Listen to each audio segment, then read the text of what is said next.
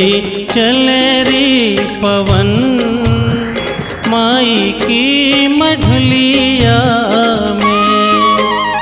ठंडी ठंडी चले रे पवन, माई की मढ़लिया में।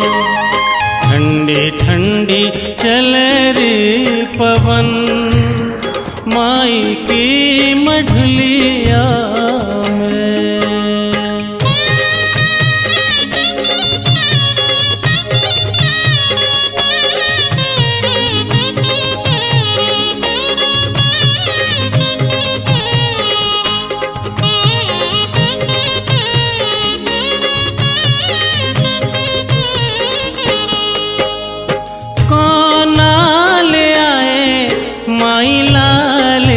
चुनरिया कोना ले आए, माई लाले चुनरिया सो कोना फैलाए दामन, माई की मढ़लिया में।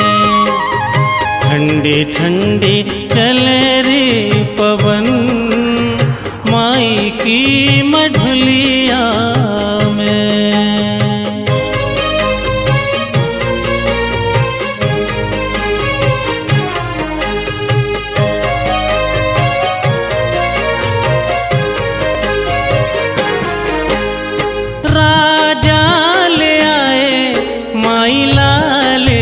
चुनरिया राजा ले आए, माई लाले चुनरिया सो रानी फैलाए दामन, माई की मढ़लिया में।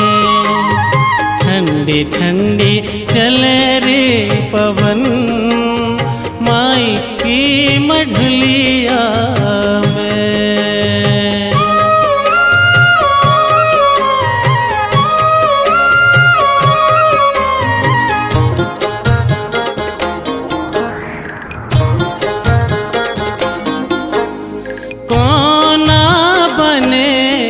मढ़िया रखवारे कोना बने, मढ़िया रखवारे सो कोना लाए रे पवन, माई की मढ़लिया में। ठंडी ठंडी चले रे पवन, माई की मढ़लिया में।